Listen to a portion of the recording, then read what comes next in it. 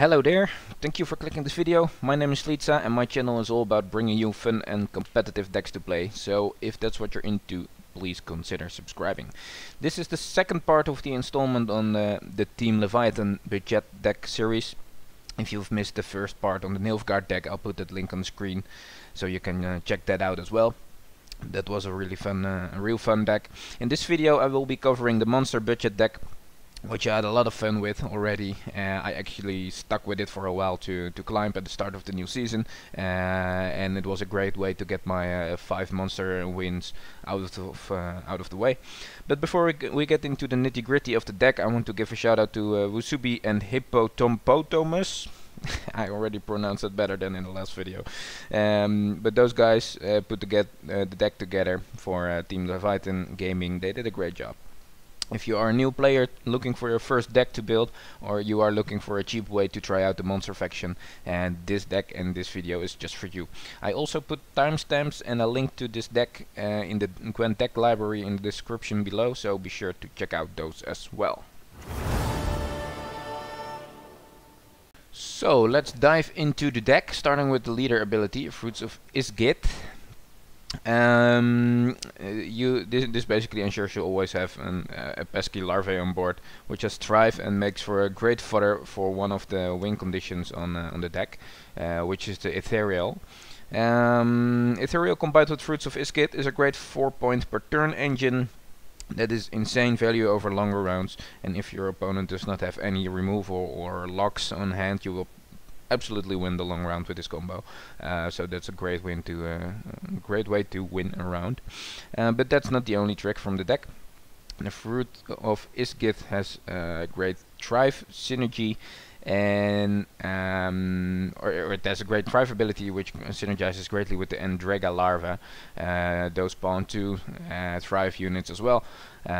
So imagine having 2 Endrega larvae in your opening hand combined with Fruits of Isgit. If you can keep playing your higher tempo cards, that is an additional 5 points per turn from the Thrive abilities, which is a great way to win a long round as well.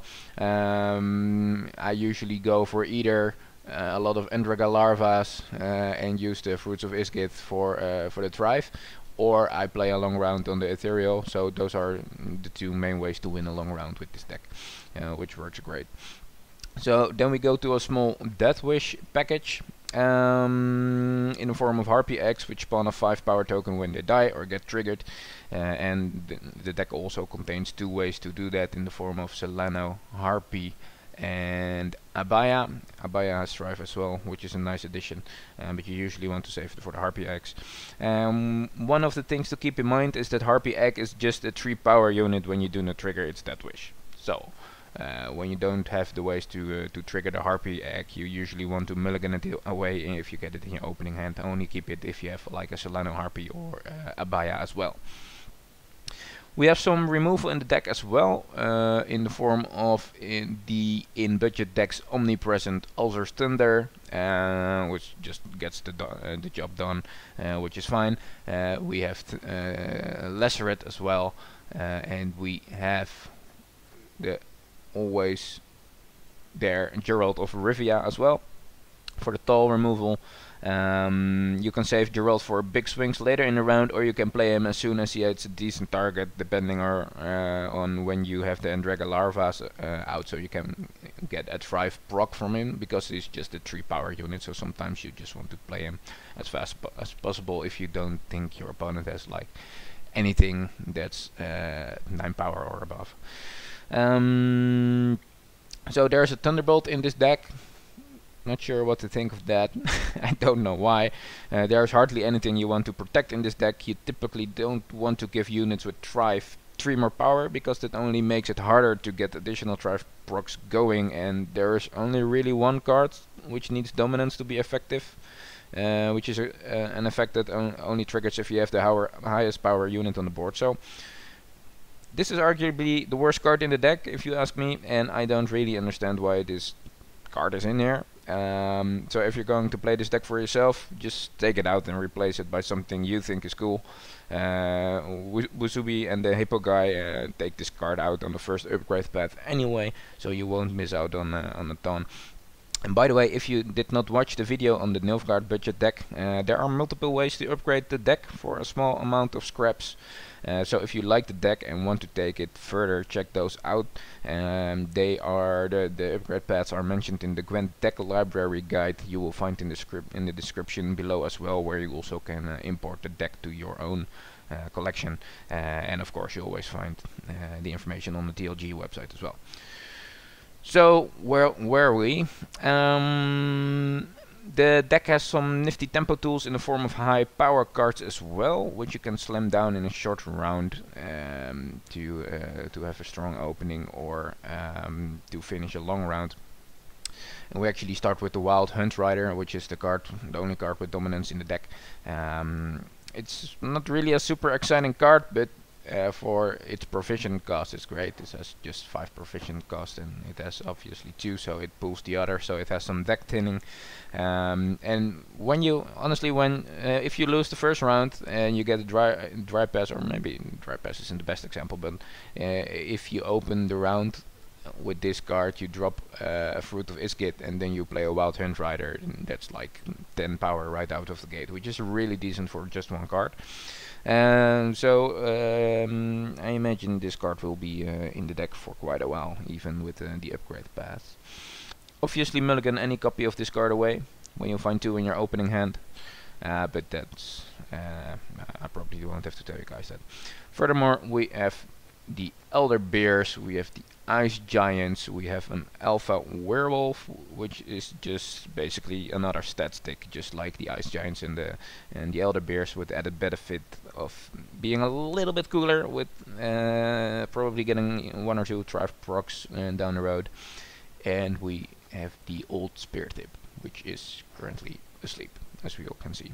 And also our trusted friend Doric Array of the Vol is in there. He is a lock with a decent body attached to it, and actually his body is like 5 power, so that's decent enough to get some drive procs going as well, unless of course you find a high value target for the lock ability, which kind of depends on the matchup. So to finalize the list, we have a few cards which interact with your graveyard. You usually want to mulligan those cards away in your opening hand, because you generally want to have something useful in your graveyard to consume before you play those. On the other hand, when you play like Old Spear Tip, your opponent plays Gerald or whatever and removes him, and then you Ozro him back onto the board. It's like saying fuck you without saying it, so I always like doing that.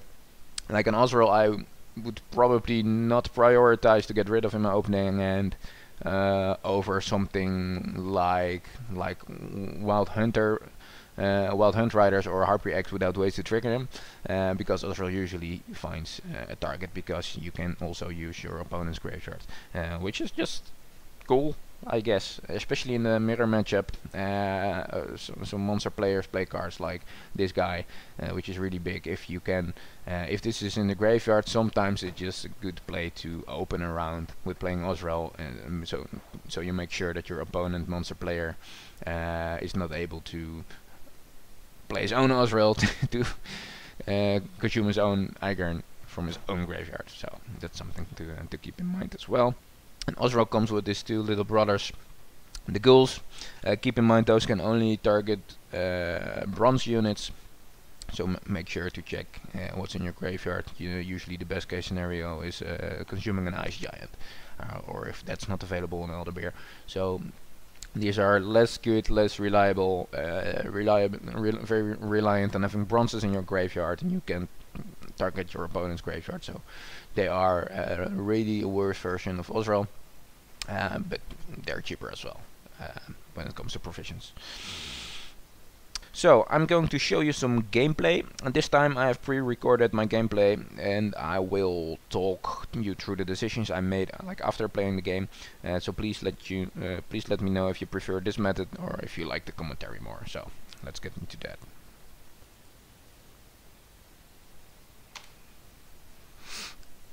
Alright, let's see what we have here. Northern Realms with a strong long round usually. Let's see what we can do. So we have 2 Wild Hunt Riders in the mulligan. Obviously you want to to mulligan one away. We have Osro as well. You can keep him, but you need something in your graveyard first in order to consume something useful. So pretty straightforward mulligan.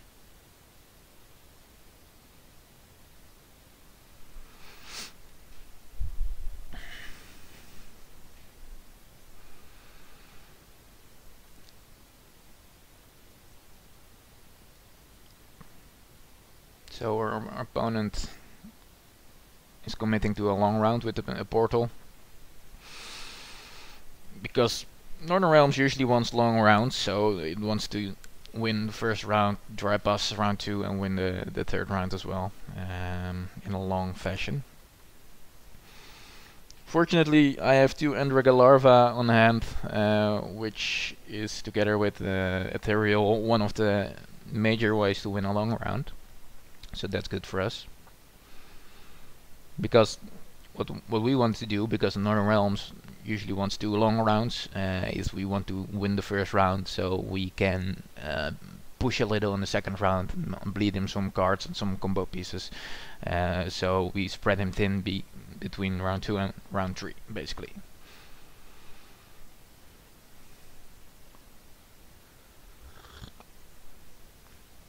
Excuse me, my sipping coffee noises. So that will end up being a big guy, which is nice because we have Gerald from Rivria in our hand. So was probably debating there whether or not to play the second Endrega Larva, because that's a big commitment to a long round, but in this matchup it's the correct play to commit to the long round 1 as well and try to win it. I probably should have played the Endrega Larva on the ranged row in order to protect myself for a row punish or a lacerate, which this isn't particularly vulnerable to, but point still stands that you usually want to spread your resources around the different rows.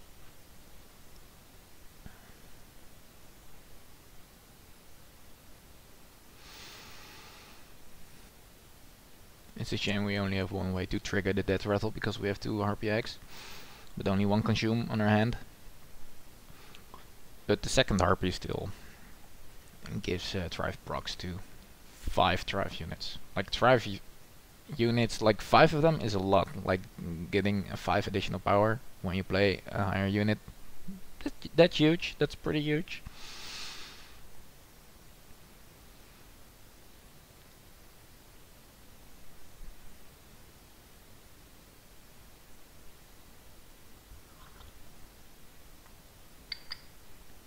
And playing the Harpy Eggs on the range row is nice, because Northern Realms has some siege, like trebuchets, that damage the range row. But I don't think this guy is playing that deck.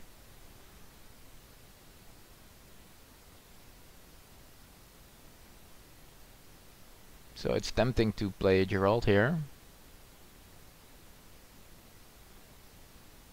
Like, he has 2 very good Gerald targets. But I believe I end up waiting till the very last to surprise him with a big Gerald. And another consideration is that him pinging my board with single damage doesn't really hurt me, because the Harpy X he can safely kill, then I only get stronger, and the Endrega Larva have armor, so that's cool.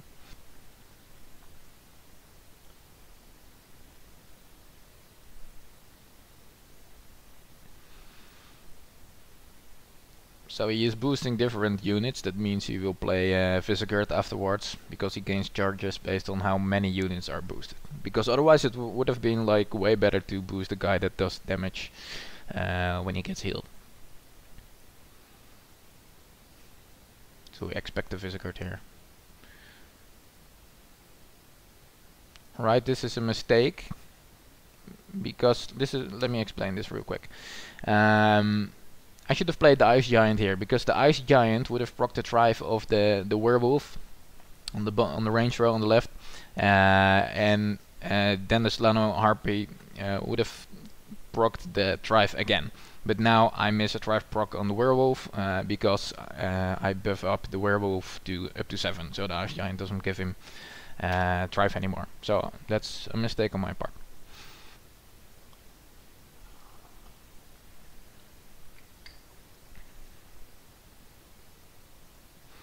There is the Visagurt, as we predicted.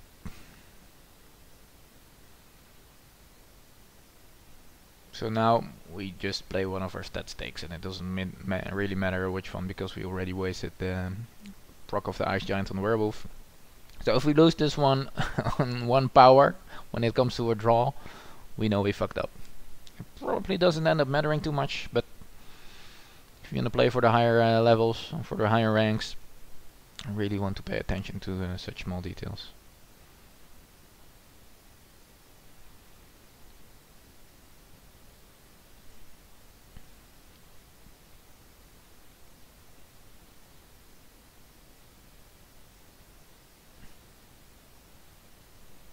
Although it is very close.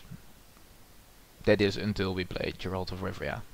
We probably don't even need the Wild Hunt Rider, which is nice because it's very hard to have dominance this round.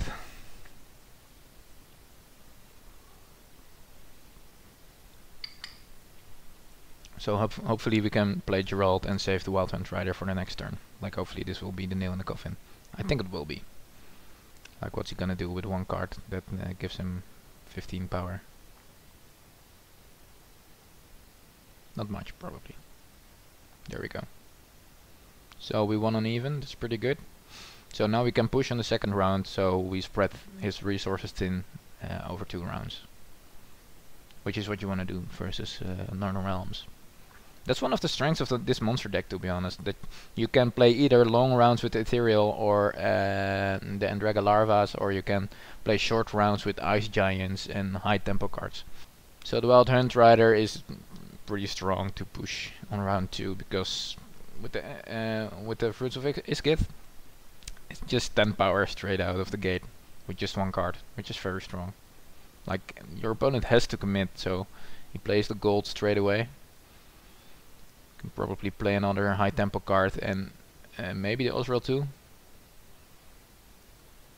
because he will gain 3 cards going into round 3. Or we can dry pass here. Not sure what I did.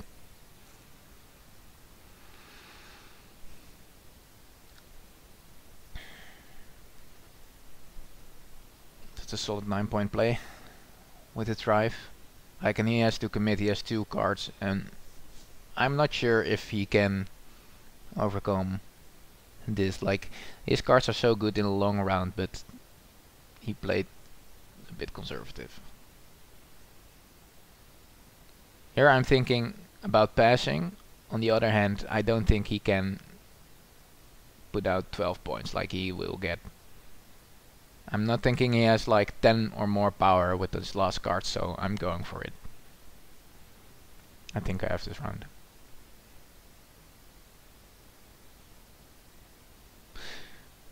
I probably should have calculated in his leader ability. Honestly, I didn't think of it, but it ended up not mattering, because early it was big enough. Alright, let's get into the next game. Alright, we're playing versus Scoia'Tael. Scoia'Tael wants to play long rounds as well, like with the Smuggler he's playing. Scoia'Tael is usually hoping for a long round, so the Hawk or Smuggler can buff a lot of cards in your hand.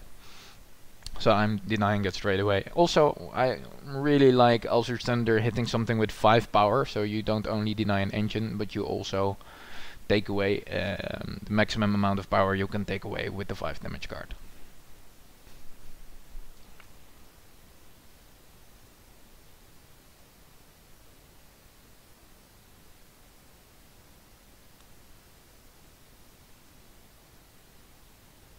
I probably am debating how long I want to play this round.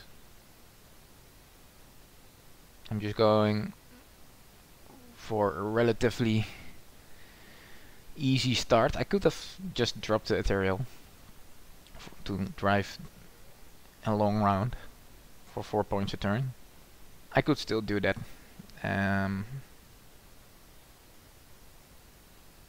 The correct play was probably to save the... because he played a trapper, so I knew he would have played traps, and it would probably have been correct to save the harpy egg until there was a trap on board, so I could hopefully play into an incinerating trap, so the harpy egg would be instantly destroyed.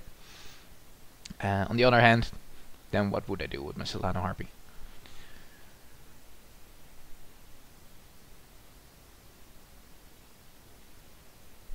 So here I'm just playing it easy, not playing the very best cards, knowing he will want to push the first round. And I am already ahead by 1 card and I have advantage. So he still needs to play another card to win this round. So I'm saying, sure, you can win the card, win the round, but it will take you 2 cards. And I am confident that I can win in the next 2 rounds. Because I'll have a card advantage of 2 cards. And also I never trigger his trap, because he plays his trap. It never gets triggered, so it costs him a card. And as long as I don't trigger the trap, he won't get the full advantage of the trap.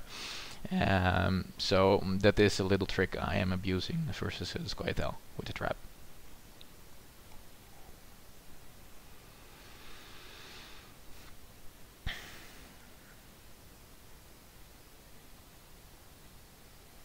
So I'm checking my graveyard. I don't have interesting things to consume, so I put the ghoul away.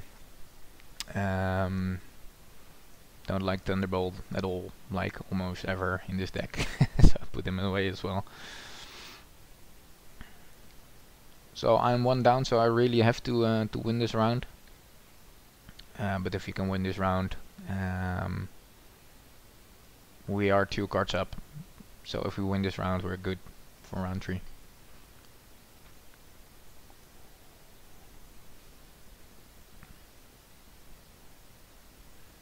So that's a conservative play, guys. He's probably trying to bleed me here, but monsters are just better at bleeding.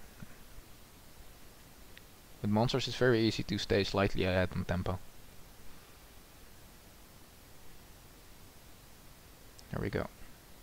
So we got the round for free, and he passed soon, so he still has 10 cards going into round 10, but we have more mulligans, so that's our advantage there.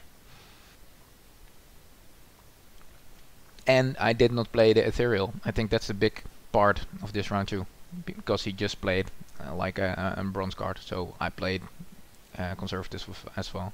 So the Andraga larva is very nice for a long round.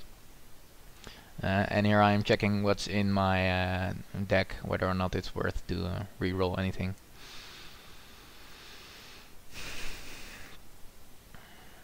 Also Thunder away. Ghoul isn't that good because I have the 2 Ice Giants in my deck. Osrel is alright. No, it's not alright because I didn't have a sleeping ogre dude in my graveyard.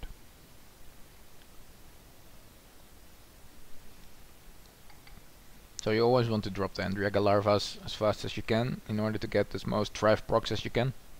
But that's pretty self-explanatory. So he removes the armor, which is not that big of a deal. So the ethereal, you also want to play that pretty early because it's 4 points a turn. Sometimes you want to play something else before in order to bait a lock or removal. So your ethereal can win the round. If you cannot deal with the ethereal, we have a pretty good chance of winning this round 3.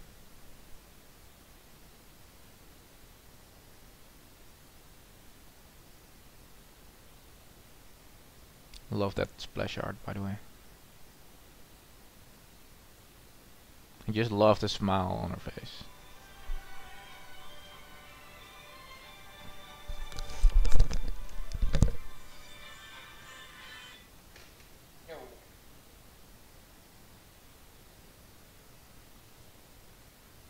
Could have dropped the werewolf. Doesn't really matter.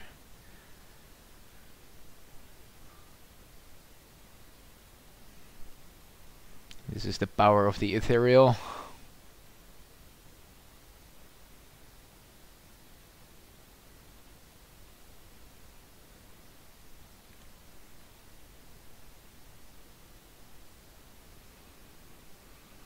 So now we're basically playing our stat sticks in order to proc the Thrive, let the Ethereal do its thing.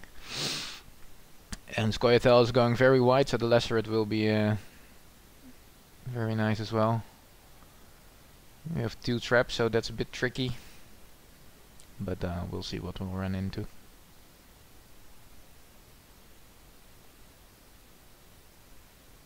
Just playing the lowest provision cost card, because you don't know what trap it is, and Scoia'Tael also has the trap that does damage based on the amount of provision cost, so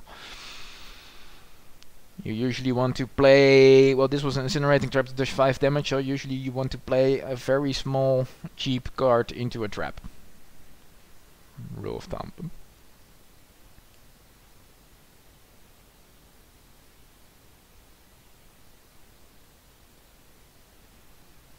So he's playing a lot of units, so we'll probably see a Vernociel. But we are pulling ahead power-wise because of the Ethereal and the Thrive. So that's all traps out of the way.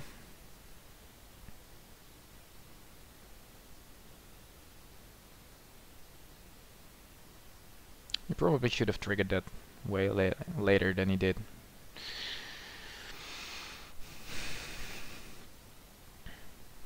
And I probably should have locked the trap guy before he played 2, because that was obvious. But now he already played this trap, so now I'm locking the Harmony guy, because I'm banking on him not having more than another 2 traps in his hand. And now I'm instantly regretting it, because that would have been a better silence target. But oh well, you win some, you lose some. And he's playing Buffco very late in the game, so he won't get that much value out of it.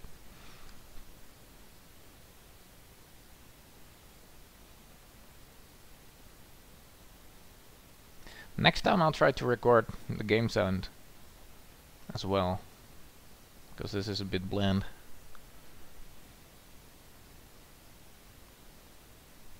It's the last of my Thrive. The Thunderbolt is, well, it's another 6 points, which is alright I guess, but the Laceret is the big play.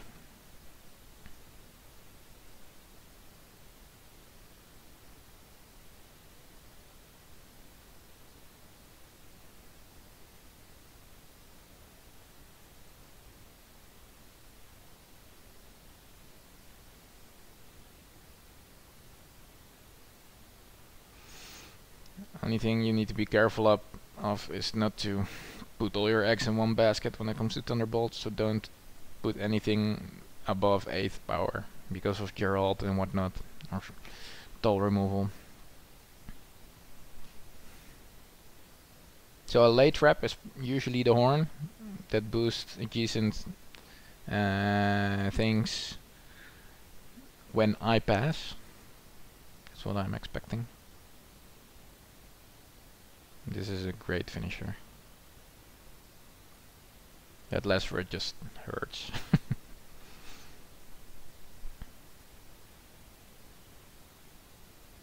So when you're playing budget decks, Laceret is almost always worth running because of scenarios like this. It just wins you around. Alright, that ended up being closer than I expected. But there you have it. Our lead was big enough. There you have it, folks. So that was the Team Leviathan Gaming Monster budget deck. I personally had great fun playing the deck because it is straightforward yet versatile. I personally think the power level of the deck is a bit higher than the Nilfgaard deck I shared last week. I had a pretty darn good win rate around rank 10 anyway, and there are some cards like Thunderbolt and the Death Wish package that you could easily replace for straightforward upgrades like Igern and Goliath. And the deck is just very solid overall. On the contrary, the Nilfgaard deck really gave you a taste of what the faction plays like, and this monster budget deck introduces the Thrive deck, or the Thrive elements, but does not really dive into concepts like Consume or Death Wish or certain tribes like Insectoids or Vampires. So as an introductory deck, this deck only scratches the surface of what is possible with the monster faction. And nonetheless, it is a very potent deck. that really teaches you the concepts like tempo and the difference between long and short rounds very well. And on top of that, it does let you plan a bit further ahead because of the makeup of the deck. So my verdict: if you are already an intermediate or even a pretty good player, I would save up scraps for a monster deck that tickles your fancy and is built around a concept you like Consume or Vampires with a lot of bleeding, for example. On the other hand, if you are a beginner when it comes to Gwent, I would absolutely recommend you spend a few hundred scraps to build this deck. It teaches you some basic mechanics of the game very well, and it's just good. It's honestly pretty competitive, so it will probably last you a long time. So thank you so much for sticking with me till the end of this video. I put a link to the Gwent deck library in the description so you can import the deck and start playing it right away.